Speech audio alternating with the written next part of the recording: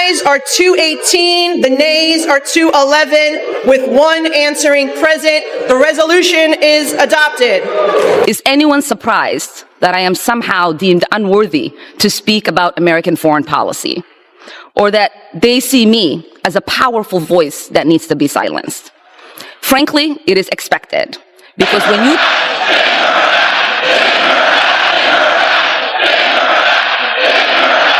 The House vote concludes with the resolution passing, officially stripping Ilhan Omar of her seat on the Foreign Affairs Committee. Omar responds by framing herself as a silenced truth-teller, claiming she is being punished for speaking honestly about American foreign policy. She compares herself to a shepherd who warns the village of danger while others remain silent, suggesting her removal proves she was a threat to those in power.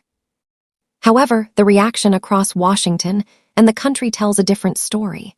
Many people openly celebrate the decision, viewing it as long overdue rather than unjust. The vote is not treated as a surprise, but as the inevitable result of years of controversial rhetoric. Commentators urge viewers to pay close attention, arguing that the mainstream media is minimizing the seriousness of the moment. This is presented not as a routine political move. The reasons why the Representative Omar should be removed from this committee, but I feel like all the reasons have not just yet been stated, which is why I rise to add for the record. We've heard about the comments that were made regarding anti-Semitism and anti-Israeli views, but I rise to add to the record that as a member of the Foreign Affairs Committee, I've sat there and heard the representative actually spew anti-American rhetoric as well. I've been in that committee room where the representative equates Israel and the United States to Hamas and the Taliban. Absolutely unacceptable for a member of that committee. I've also heard the representative equate that it is the United States' fault that there is turmoil in Venezuela. That is not because of the oppressive socialist and communism that has spread throughout Central and South America in Venezuela at the hands of the Maduro and Hugo Chavez regimes. That is unacceptable. And as a New York representative, to hear the representative belittle, to try to diminish the worst terrorist attack on United States soil on September 11, 2001, as some people did something, that is unacceptable as well. And I hold the same standard for this side of the aisle that I do the other, because when another colleague on my side said something about 9/11, I also voted to have her removed from the Education Committee because I thought that was inappropriate. So I'm being consistent here, and I hope my colleagues will do the same to show that this is about consistency and accountability, because we should not have an individual with those views on the committee that is tasked with representing our country and our Congress to foreign nations. I yield back. Censuring Representative Ilhan Omar. Representative Nicole Malliotakis takes the floor to explain why Ilhan Omar should not serve on the Foreign Affairs Committee. She argues that the issue goes far beyond accusations of anti-Semitism or criticism of Israel. According to her first-hand experience on the committee, Omar has repeatedly expressed rhetoric that is openly hostile to the United States itself. Malliotakis states that Omar equated the United States and Israel with terrorist organizations like Hamas and the Taliban, something she describes as completely unacceptable for a member tasked with representing American interests abroad. She also criticizes Omar for blaming the United States for the chaos in Venezuela, rather than holding socialist leaders like Hugo Chavez and Nicolás Maduro responsible for economic collapse and oppression. Malliotakis emphasizes that this worldview consistently shifts blame away from authoritarian regimes and onto America. The speech then Of Minnesota. Whereas elected members of Congress take an oath to bear true faith and allegiance to the United States without any mental reservation or purpose of evasion.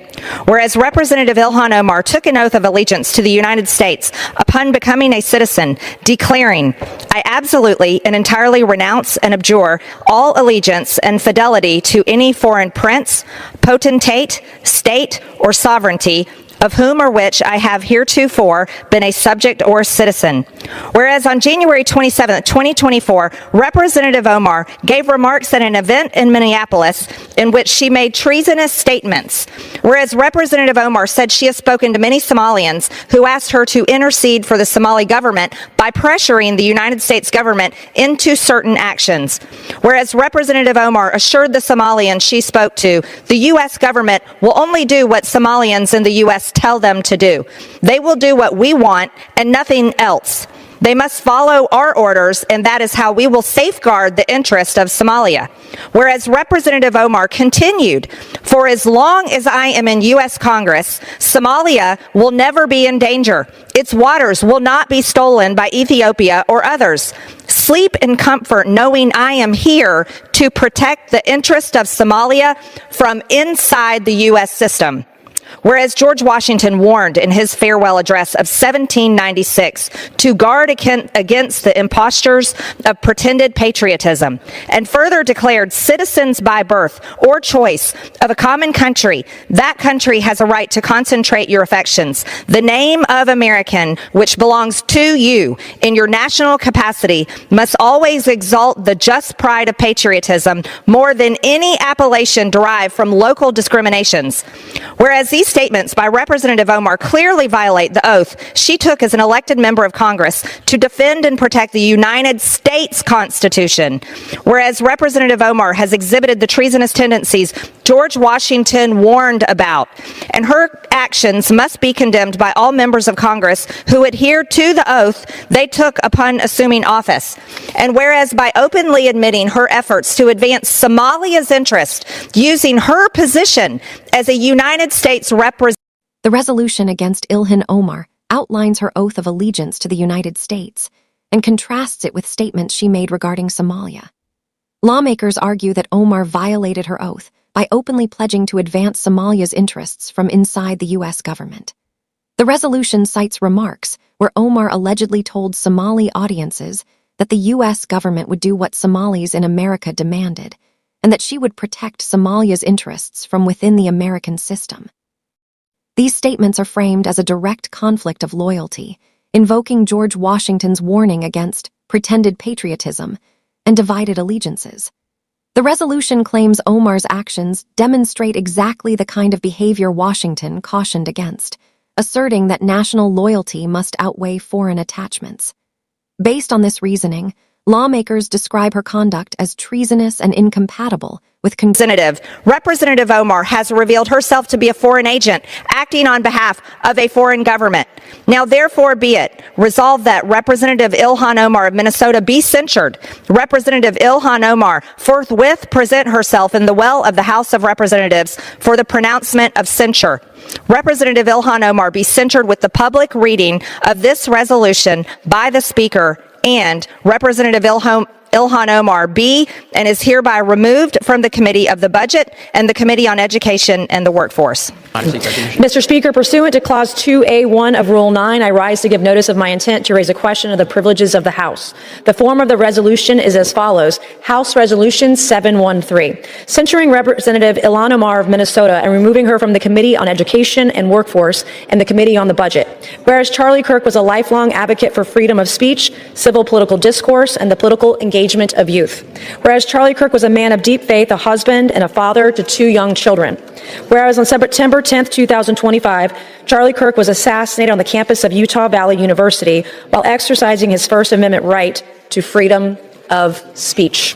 Whereas on September 11, 2025, one day after the assassination of Charlie Kirk, Representative Ilhan Omar gave an interview on Zateo's town hall with Mehdi Hassan in which she smeared Charlie Kirk and implied he was to blame for his own murder. Whereas on September 12, 2025, 2 days after the assassination of Charlie Kirk, Representative Ilhan Omar reposted a video on X, formerly known as Twitter, which disparaged the character of Charlie Kirk and those mourning his death. Whereas the video Representative Ilhan Omar reposted on X states Charlie Kirk is dead, and before the body got cold, the far right propped his corpse up as a cudgel for their holy war. Whereas the video Representative Ilhan Omar reposted on X further states, don't be fooled. These people don't give a single shit about Charlie Kirk. They're just using his death to further their Christo-fascist agenda. Whereas the video Representative Ilhan Omar reposted on X further states Charlie Kirk was a reprehensible human being. He enacted his political agenda by preying on weak-minded people. He took complex socioeconomic issues and simplified them by pointing fingers at outgroups, demonizing those groups, and sicking his massive following on them. Whereas the video Representative Ilhan Omar reposted on X further states Charlie Kirk was a stochastic terrorist, an adamant transphobe. He denied the genocide happening in Palestine. He believed the subjugation of women, and in his last dying words, he was spewing racist dog whistles. Whereas the video Representative Ilhan Omar reposted on X further states Charlie Kirk was Dr. Frankenstein, and his monster shot him through the neck. Whereas the video Representative Ilhan Omar reposted on X further blames Charlie Kirk for his own murder. Whereas Clause 1 of Rule 13 of the Rules of the House of Representatives provides a member, delegate, resident commissioner, officer, or employee of the House shall behave at all times in a manner that shall reflect credibility on the House. Whereas Representative Ilhan Omar's actions in the wake of the assassination of Charlie Kirk are reprehensible and affect the dignity and integrity of the proceedings of the House and do not reflect the credibility on the House. Now, therefore, be it resolved that Representative Ilhan Omar of Minnesota be censured. Representative Ilhan Omar forthwith present herself in the well of the House of Representatives for the pronouncement of censure. Representative Ilhan Omar be censured with a public reading of this resolution by the Speaker, and Representative Ilhan Omar be and is hereby removed from the Committee on Education. The controversy expands further with a separate resolution, citing Ilhan Omar's actions following the assassination of Charlie Kirk. Lawmakers accuse Omar of reposting and endorsing content that blamed Kirk for his own murder and smeared his character immediately after his death. The resolution describes these actions as reprehensible and damaging to the dignity of the House, arguing that they violate standards of conduct expected from elected officials. The final commentary ties everything together, portraying Omar as one of the most divisive figures in Congress whose removal was inevitable. Her comparisons of the U.S. and Israel to terrorist groups, her defense of socialist regimes, and her language about 9/11 are presented as a consistent pattern rather than isolated incidents. Supporters of the vote argue this decision is about national security, credibility, and respect for the oath of office, not free